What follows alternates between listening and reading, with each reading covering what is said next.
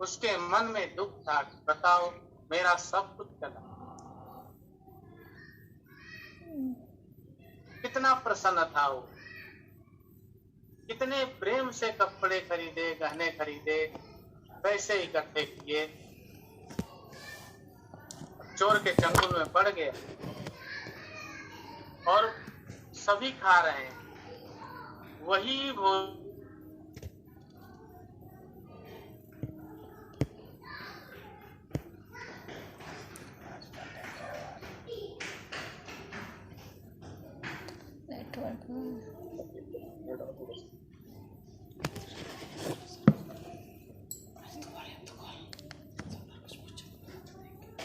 उनसे मिल करके मैं उनको दे दूं ये सम्मान, वो खुश हो जाएंगे, चोर ले जाएंगे तो मुझे दोबारा से ये तकलीफ उठाना।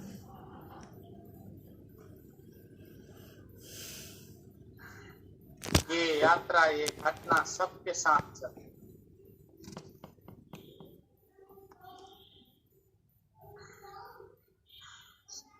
भागते हैं सब। चोर ने आपस में, चोर लोग सलाह किए, आदमी तो भला लग रहा है। किसी चोर ने कहा, अरे काहे का भला, ज्यादा चेचे कर, मार के डंडे से इसको दबा दो, कहीं धन तो ले। देखो इसका घोड़ा भी कितना अच्छा है, मेरी घोड़ी बुढ़ी हो गई। और चोरों ने कहा, नहीं भाई, नेक इंसान लग रहा है, ऐसा करो, इसको थोड़ा पैसा दे देते हैं ताकि ये पहुंच जाए आराम से, परिवार से तो मिल ले।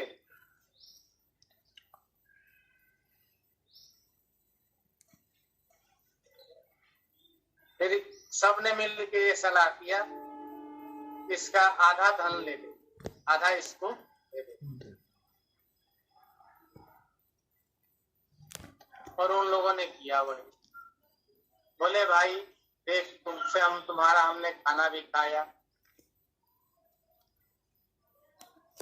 तुम्हारे साथ पानी पिए, तुमसे वार्तालाप किए, तुम बहुत अच्छे इंसान हो।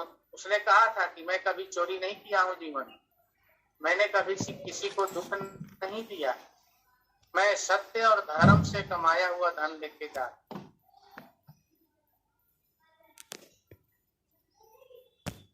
उन्होंने कहा, आधा हम लोग को दे दो, आधा लेके जा। बंटवारा हो गई, आधा चोरों ने ले लिया, आधा उनको दे दिया। यात्री आगे बढ़ा। गंगा जी के किनारे एक कुटिया थी, संत जी बैठे हुए थे, राम राम जप रहे थे। उन्होंने जाकर के अपनी सारी कहानी महात्मा जी को बताई कि महाराज जी ऐसे ऐसे घटना हुआ, ऐसा क्यों हुआ।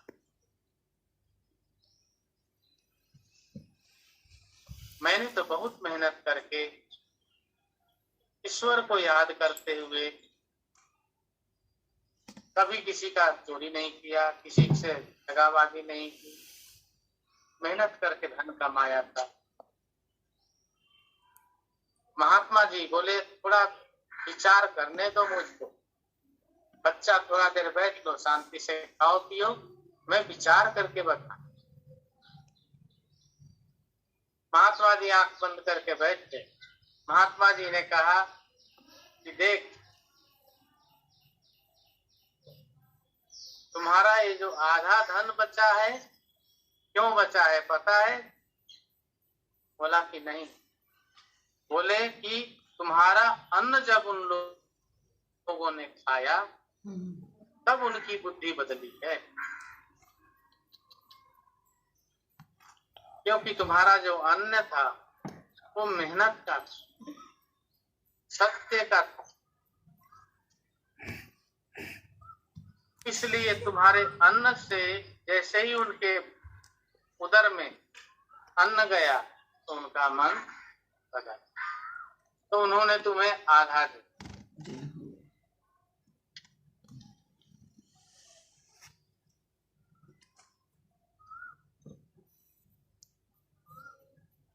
चोर ने कहा, अब मैं क्या करूं? बोले सारा सामान यहाँ रख दे, सिर्फ घोड़ा लेके तू जा।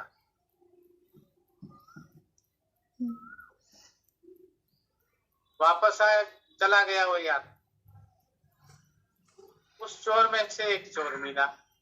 अरे बोले भाई ये कहाँ कहाँ, इधर आ इधर आ।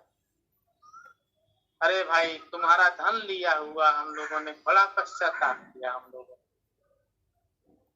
हम लोग तो कहीं ना कहीं किसी को लूट ही लेते हैं। चलो सरदार ने बुलाए, गया वहां पे। बोले अरे भाई तू अपना धन ले। बोला क्यों? बोले कि ले ही जा बस, पता नहीं क्यों तुम्हारे ऊपर बड़ी दया आई, बड़ा पश्चाताप हुआ कि मैंने तुम्हारा धन नहीं लेना चाहिए। ये कपड़े भी ले जा, ये सामान भी ले। सारा लेकर के महात्मा जी के पास आया। महात्मा जी ने बोला बच्चा, यही अन्न जब उसके शरीर में रस और रक्त बन गया तो उसकी चित्त वृत्ति को निर्मल कर, ठीक वैसे ही जैसे अपवित्र जीव भी गंगा जल का स्पर्श पाके पवित्र।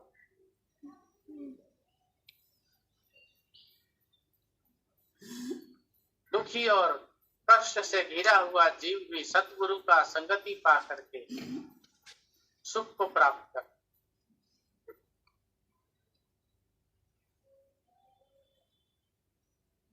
विमुख मनुष्य भगवान का दर्शन करके और सब ज्ञान को प्राप्त करते। तो तुम्हारे अन्न का प्रभाव था, इसीलिए उनका चित्त बदल गया। और चित्त बदला तो वो तुम्हारा प्रतीक्षा ही कर रहे थे, देख रहे थे। और उसमें उन्होंने निर्णय किया कि अगर वो मिल जाएगा तो सब दे देंगे, और नहीं आया तो फिर परीक्षा। तो सतगुरु मिलने से तुम्हारा खोया हुआ सब कुछ प्राप्त हो जाएगा। अगर तुम्हारा मार्ग सही है, अगर मार्ग सही नहीं है तो भी गुरुदेव के शरण में लगे रहोगे तो सही कर देंगे। क्योंकि गुरुदेव को कहीं कहीं धोबी की उपमा दी गई। ये भी जा रहा है। जय हो। कहीं कहीं धोबी की उपमा दी गई है जी। कहीं कहीं संतों ने लुहार की उपमा दे दी, कहीं माली की उपमा दे दी, कहीं कुम्हार की उपमा दे दी। इसलिए कि संत गुरुदेव धोबी की तरह, धोबी जैसे कपड़े को धो धो करके उसको साफ कर देता है, सारी गंदगी निकाल देता है। माली इधर उधर के, देखो भाई बैठे उसको हेल्प करो ना, चित्त की संगति होती है, चित्त से संपर्क होता है। प्रेम में दोष नहीं है, लेकिन अगर सांप से प्रेम करोगे तो वो काट देगा। प्रेम निर्दोष है। जंगल में जाके सिंह से प्रेम करोगे, पंजा मार देगा। तो प्रेम भक्ति भी निर्दोष है। संसार से भक्ति करोगे तो श्री राधे, श्री राधे, श्री राधे। लेकिन वही भक्ति परमात्मा से हो जाती है तो संसार भी सुधर जाता है और जीवन भी सुधर जाता है। ज्ञान निर्दोष है, लेकिन वही ज्ञान पर उपदेश कुशल बहुते, अधिकतर आदमी दूसरे को ही ज्ञान देता है। ज्ञान निर्दोष है, लेकिन दूसरे को ज्ञान देने से पहले उसको खुद का ज्ञान अपने ऊपर ही देना चाहिए, तब वो ज्ञान सही है। अन्यथा वो ज्ञान शरीरा नष्ट कर दे। वैराग्य अच्छा है, निर्दोष है। खुद को वैराग हो तो दूसरे को वैरागी बना दो और खुद जो है वहीं पर हो तो उसमें दोष है। तो चित्त में समाहित होने वाला व्यक्ति पहले अपने को ही देखता है। चित्त जो है उसको बोलता है कि तुम्हारी अस्तित्व क्या है, तुम अभी कहाँ हो। तुम अपने लेवल को देखो, वो तुम्हें चित्त ही दिखाता है, मन कभी नहीं दिखाता। क्योंकि मन को पता है इसको असलियत बता देंगे तो छोड़ देगा, लेकिन चित्त बोलता है कि मैं असलियत बताऊंगा तो चाहे छोड़ दे या पकड़। तो चित्त जो है हमारे वास्तविक स्वरूप में स्थित करा है हमको। चिदाकार माता, आगे क्या है? मूलम तुरीयम। भगवान शंकर का स्तुति है। वो चिदाकार सच्चिदानंद। तो चित्त जो है वो बहुत ही महत्वपूर्ण स्थान और विषय मनुष्य मात्र के लिए। चित्त में कुछ नहीं करना है, सिर्फ संगति करना, अनुभव करना है। भजन साधन के मार्ग से बड़ी जल्दी हो।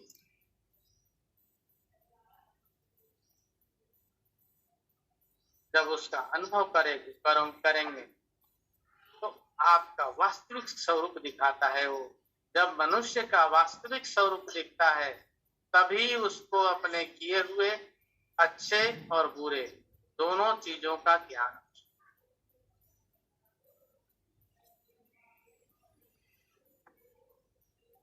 संसार में मनुष्य अपने आप को बहुत चतुर समझता है।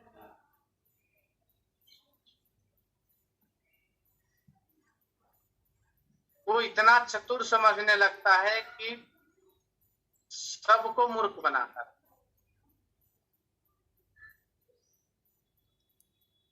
अगर तुम्हें चतुर बनना है तो आसपास वाले मूर्ख रहेंगे, तभी तो तुम चतुर कहाओगे भाई।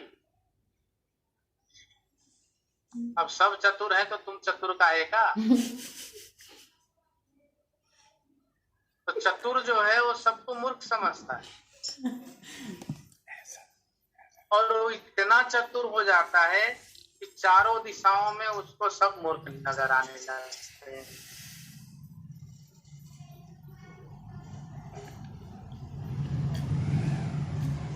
और उसकी बढ़ते बढ़ते वो भगवान का भी निंदा, भगवान को भी चतुर मूर्ख समझने लगता है, गुरु गोविंद को भी। तो चतुर होना जो है ना, ऐसा चतुरता नहीं चाहिए। चतुर बनना है तुम्हें तो भगवान श्री नारायण चतुर्भुज स्वरूप का चिंतन, चित्त वृत्ति को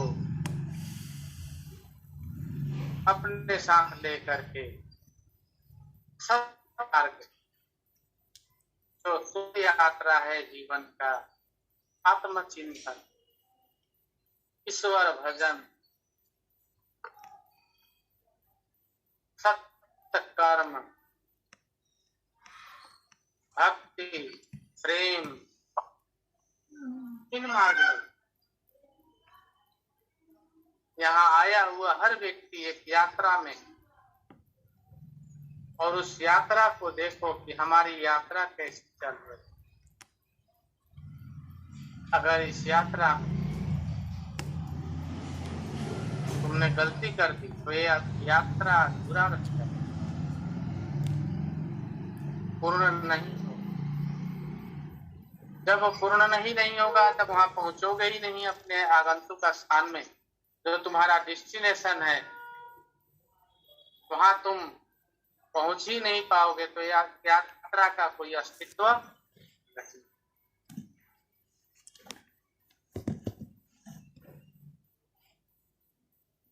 तो तुम्हारा जो अस्तित्व है तभी है जब तुम अपने स्थान को पहुंचने वाले हो, करीब पहुंचाओ, या तुम्हारे अंदर आत्मविश्वास ही हो जाए कि अब हमने प्राप्त कर लिया है, अब हमें प्राप्त हो जाएगा, मैं बहुत करीब हूँ। तो ये बहुत, कुछ लोग ऐसे भी होते हैं जो पहुंच जाते, कुछ ऐसे होते हैं जो पहुंचने वाले हैं और रह जाते, तो उनको पुनर्जन्म लेकर के अपनी यात्रा फिर से शुरू और बहुत जल्दी पहुंच जाते। तो दुनिया की चतुराई, दुनिया में ये सब चीजें जो है रोक देता है तुम्हारी उन्नति को। हम मानते हैं कि अपने आप को मूर्ख बना के मनुष्य जो सोचता है दूसरे को मूर्ख बना रहे हैं, नहीं, वो अपने आप को नष्ट करके संसार का धन संपदा कमा लेता है, बुद्धिमान बनता रहता है, फिर उसको वही संपदा नष्ट करने लगती, दुर्गुण आने लगते हैं उसके, और नहीं तो रोग आने लगेंगे। एक हमारे जानने वाले भगत जी हैं, शायद वो सुन भी रहे हैं, बोले सरकार हम जितना कमाते हैं सब रोग दुख पता नहीं कहाँ चला जाता है, पैसा रुकता ही नहीं। हमने पूछा काम क्या करते हैं भाई? बोले सरकार हम ऑफिस में नौकरी करते हैं।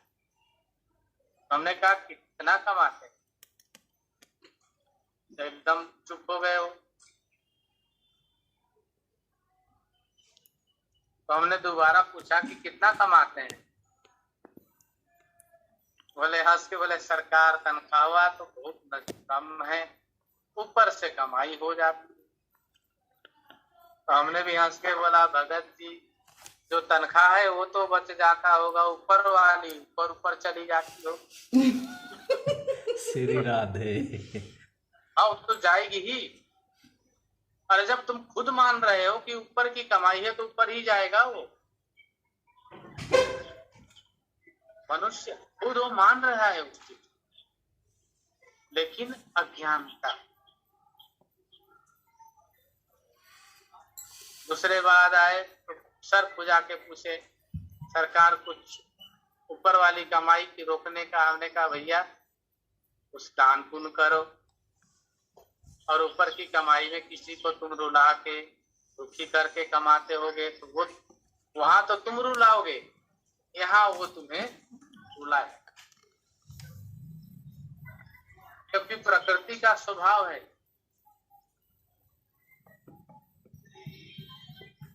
बराबर करता है इंसान। तो हमने बोला कि इसको धीरे धीरे करके बंद कर दो ऊपर वाले। बोले सरकार बंद ही नहीं हो सकता है। हमने कहा नौकरी ही छोड़ दो जब नहीं हो रहा है। बोले सरकार बड़ी मुश्किल से। भोग विलास वस्तु में वो तो दुख होता है, किसी के पास ज्यादा है, किसी के पास कम है, किसी के पास नहीं है। कभी मनचाहा मिल गया, कभी नहीं मिला। ये दुख तो छोड़ेगा नहीं, आप किसी को नहीं छोड़ता है, लेकिन उसके साथ देखना यह है आपका भजन और सुमिरन चल रहा है।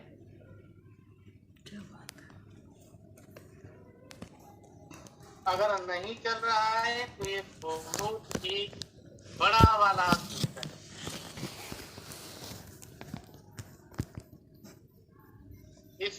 इस दुख से आपको कोई बचाएगा। ये दुख आपको लेके डूब जाए।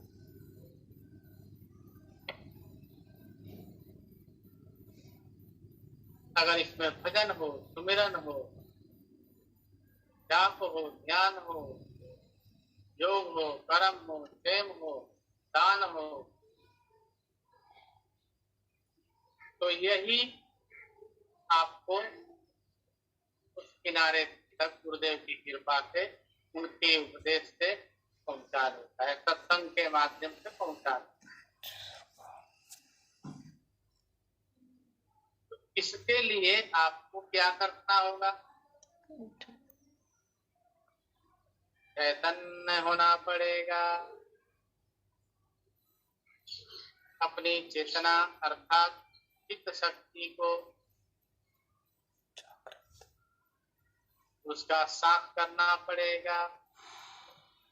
पिछले बार के उपदेश में हमने बताया आपको, चित्त चो चिदानंद, चित्त का शांत कर, साधना नहीं।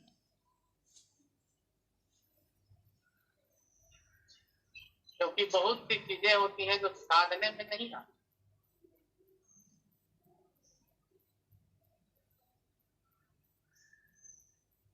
जैसे अग्नि,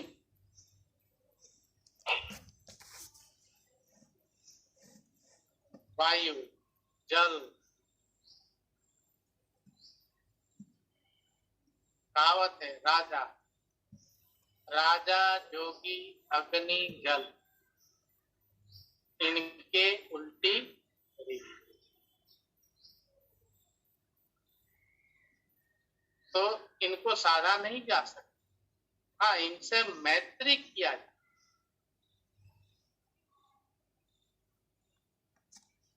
जब इनको मैत्री कर लेंगे, समर्पण कर लेंगे, तो ये स्वतः आपको साथ देगा।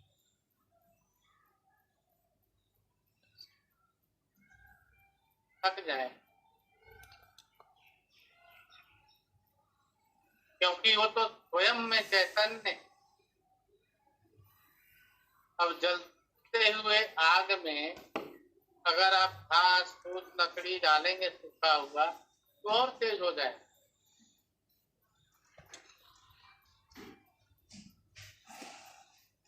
तो और भी बढ़ जाएगा उसका लौ। सिर्फ उसमें कुछ डालना। ऐसे ही ये चित्त चैतन्य है, उसमें कुछ डालना है। क्या डालना है? अटेंशन, थोड़ा सा उसके तरफ देखना है। जब उसको देखेंगे तो आपकी अपनी परिस्थिति नजर आए।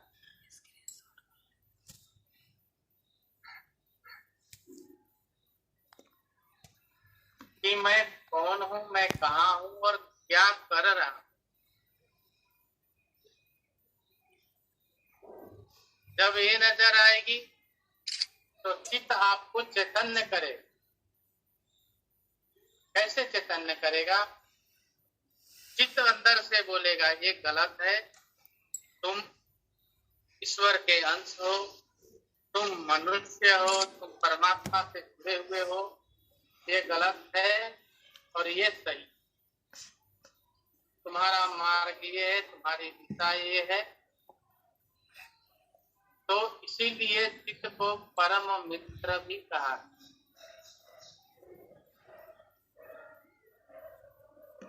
जब आप उस चित्त से जुड़ेंगे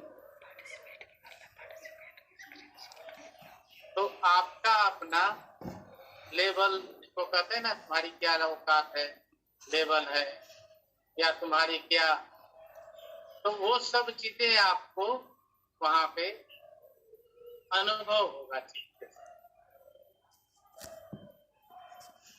कि आप कितने में हैं। आपका फिर वो जब आपको पता चल जाएगा आप कितने में हैं, तो वही चित्त आपको बताएगी कि भैया तुम मनुष्य हो, ईश्वरीय अंश हो, प्रभु की कृपा से तुम्हारा ये शरीर है। सत्य असत्य, धर्म अधर्म और नाना प्रकार के ज्ञान से परिपूर्ण होता है।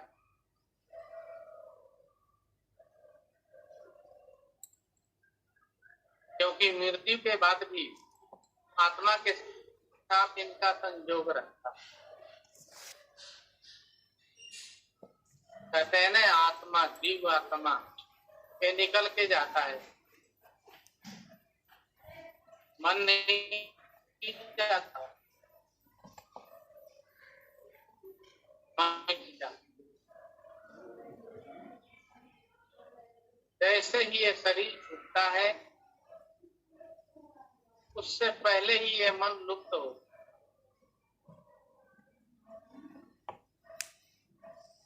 बुद्धि है वो कराहती रहती है,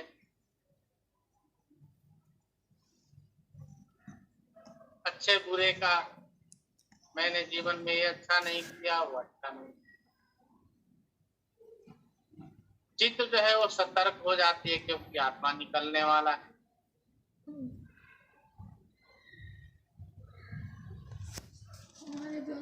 और जीव शरीर के अंदर से प्राण निकले। माली जो है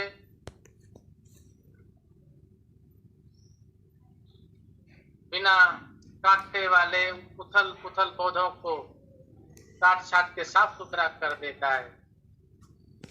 कुम्हार जो है मिट्टी से सुंदर बर्तन बना लेता है। लोहार जो है लोहे से कितना सुंदर सुंदर औजार हथियार बना देता है। सुनार जो है सोने को कितना सुंदर गहने का रूप दे देता है। इसी प्रकार गुरुदेव अव्यवस्थित बिगड़े हुए मनुष्य को भी सुधार देते हैं और उसको उसका स्वरूप प्रदान कर देते हैं। वह यात्री बड़ा खुश, कुछ पैसा निकाला, दक्षिणा दिया महात्मा जी। महात्मा जी अरे रख ले जा घर, बच्चों को मेरे तरफ से प्रसाद बांट देना खरीद के, तुम्हारा धन मिल गया। बोला महाराज अगर आप नहीं होते तो हमारा तो आधा तो गया ही था।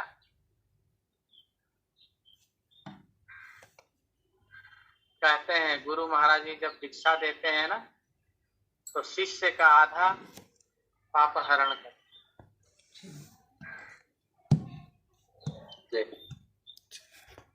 आधा उसके पाप को ले लेते, आधा उसके पास रख। परंतु जो शिष्य उस यात्री की तरह है उसके सारे के सारे पाप को, क्योंकि वो होनहार वृक्ष है।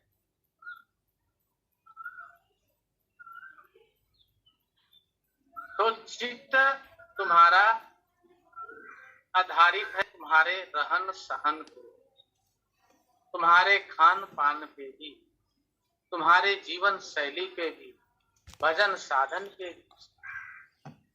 चित्त को अगर आनंद लेना है चित्त से, देखो चित्त से चलने वाला व्यक्ति कर्मनिष्ठ होता है।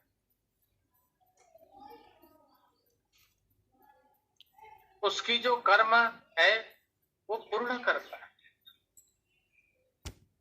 जो व्यक्ति अकर्मण्य आदमी के अंदर धीरे धीरे धीरे धीरे स्वार्थवश, आलस्यवश ऐसे दुर्गुण उत्पन्न होने लगते हैं, गुण उत्पन्न होने लगते हैं कि वो चाहता है कि जल्दी जल्दी से कोई भी काम है ठीक हो या ना, स्वार्थ आने लगता है मनुष्य में। ऑफिस में गए, फलानी जगह गए, और स्वार्थ बस वो जल्दी जल्दी जल्दी जल्दी करके लटकाता रहता है काम को, थोड़ा किया नहीं किया, चल टाइम देखता रहता है कि कब तक।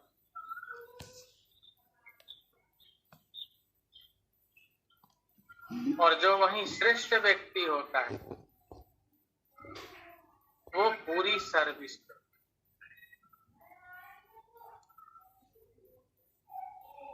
हम जानते हैं कुछ बच्चों,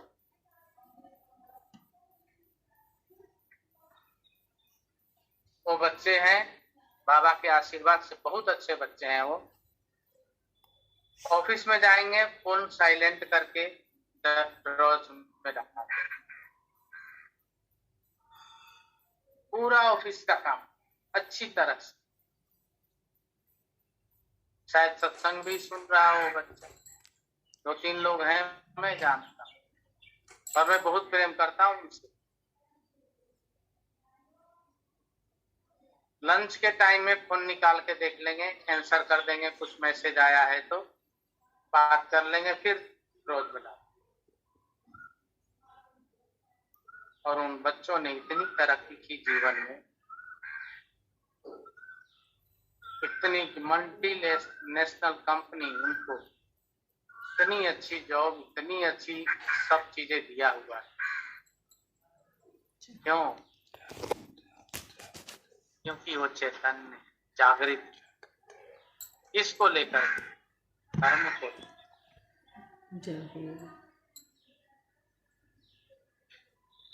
बहुत तरक्की किया बच्चे ने, यंग है, ज्यादा उम्र के नहीं। एक बार मैं उपदेश दे रहा था, उन्होंने सुना और उन्होंने फॉलो किया तरक्की के मार्ग में। इतनी अच्छी तरक्की है उनकी कि मैं और हमारी सेवा भी करते हैं, आश्रम की सेवा करते हैं।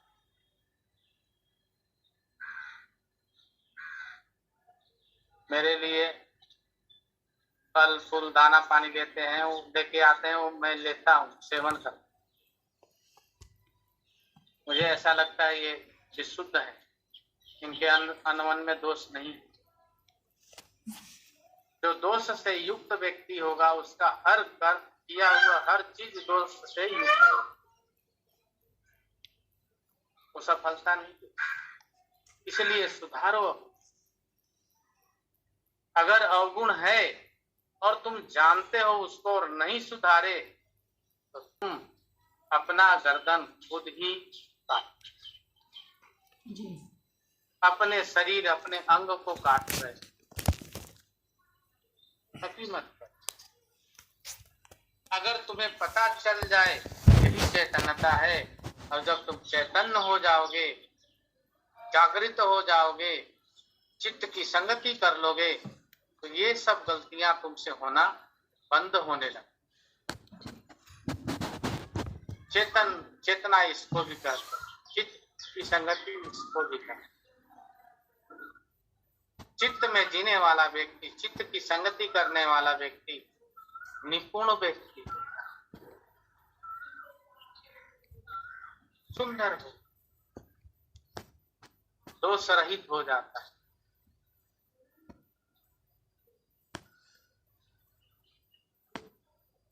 वो दोष को छुपाता नहीं, पता है क्या करता है दोष को। रमान, सुन रहे हो? जी सर। वो व्यक्ति दोष को छुपाता नहीं है। क्या करेगा उस दोष को भाई?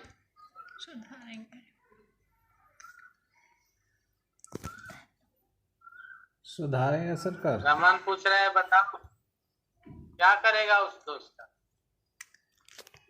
सुधारेगा सरकार, उसको खत्म कर देता है, सुधार लेता है, नष्ट कर देता है। फिर जाके गुरुजी को बताता है कि गुरुजी मेरे अंदर ये दोष था, आपकी कृपा से मैंने इसको नष्ट। वो मनुष्य को बहुत विचित्र बना देता है। तो जो चित्त की वृत्तियों का संगति करने वाला व्यक्ति है, वो धीरे धीरे अपने चित्त की संगति के माध्यम से अपने वास्तविकता को जान ले। और जब तुम अपने वास्तविकता को जान लोगे तो तुम्हारा सत्य तुम्हारे साथ और तुम अपने आप को संभाल सकते। तो चित्त तुम्हें संभाल ले।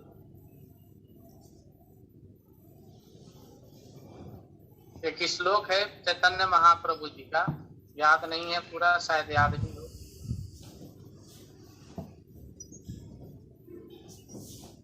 चित्तम धीरम चित्तम वीरम चित्तम, कुछ ऐसे करके, चित्त जो है वो धीर है, चित्त वो वीर है, और चित्त ही सब शक्तियों का शक्ति है। चित्त शक्ति से ही योगी योग सिद्धि प्राप्त करता है, और चित्त से ही चैतन्य चिदानंद परमात्मा का प्राप्ति कर सकते हैं। तो इस प्रकार से चित्त की संगति करना है उसके साथ, और कुछ नहीं। मित्र हैं। बाबा ने बोला कि बच्चा 3 मित्र हैं तुम, उत्साह, साहस और धैर्य।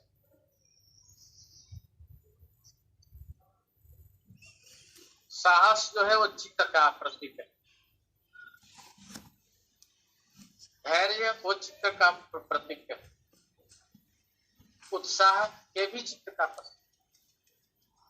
तो तीनों ही चित्त से जुड़े हुए हैं। उत्साहित आदमी का चित्त प्रफुल्ल रहता है, धैर्यवान का चित्त स्थिर रहता है। उत्साह, साहस, और जो साहसी होते हैं उनका चित्त एकदम शांत, जैसे सीमा पे जवान साहसी होते हैं, एकदम उनकी चित्त लगी रहती, ना किधर से उधर नहीं। राइफल लिए हम गए हैं बॉर्डर पे, देखे हैं, खड़े हैं, आसपास में शोरगुल हो रहा है, तो गर्दन भी नहीं घुमाते इधर, पता नहीं किस सेकंड में उधर से गोली आ जाए। तो उनकी चित्त एकदम सामने ही रहती, ड्यूटी खत्म होगी तभी वो बात करे, मुड़ेंगे इधर। तो उत्साह, साहस और धैर्य बाबा की ये वाणी है, बच्चा उत्साह, साहस और धैर्य तुम्हारे परम मित्र हैं। ये 3 जो इन तीनों का संगति करता है वो व्यक्ति कभी भी असफल नहीं किसी भी कार्य में। और ये तीनों ही चित्त के परम करीब और चित्त के अंग माने। इस प्रकार से चित्त वृत्तियों का शोधन अर्थात करीब जाना।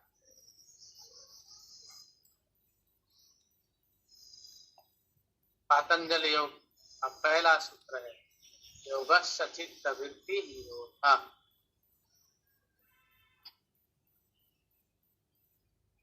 भक्ति में बोलते हैं भक्तिस्थ चित्त वृत्ति, सब में यही आता है, चित्त की वृत्तियों का निरोध। भक्ति में समर्पण से, योग में ध्यान से, प्रेम में समर्पण और प्राप्ति दोनों को लेकर, ज्ञान में वहां भी चित्त की वृत्तियों का निरोध, सत्य और असत्य। तो ये चित्त जब तुम्हारे करीब आता है तभी तुम्हें सफलता मिलता है, अन्यथा कहीं सफलता नहीं। मन कामी मन क्रोधी, मन चंचल मन चौर, मन के मत चलिए नहीं, पलक पलक मन और। मन की वृत्ति पे जीने वाला व्यक्ति स्थिर नहीं, अस्थिर होता है। बुद्धि से चलने वाला व्यक्ति स्थिर होता है, परंतु ठीक उसी तरह से जैसे पानी में नाव बंधा हुआ है, हवा आएगा तो नाव हिलने, समझ गए? जी सरकार। और चित्त से चलने वाला व्यक्ति नाव को ही पकड़ा हुआ, नाव में रस्सी होता है और रस्सी में कांटा होता है, जिसको झाम बोलते हैं। ऐसे ऐसे कांटे लगे रहते हैं, आप बहुत सारे थे, पता नहीं कह गए नाव में, या नाव का किली समझ लो, क्योंकि वो धरती से गड़ी हुई है, स्थिर है, उसने नाव को भी समझ। और जिसने उस कील को धारण किया है वही तुम्हारा आत्मा खुद स्थिर है। जो उसमें समा जाता है उसको स्थिर कर देता है, जो उससे जुड़ा है वो स्थिर नहीं है, लेकिन उसको संभाल ले। हरे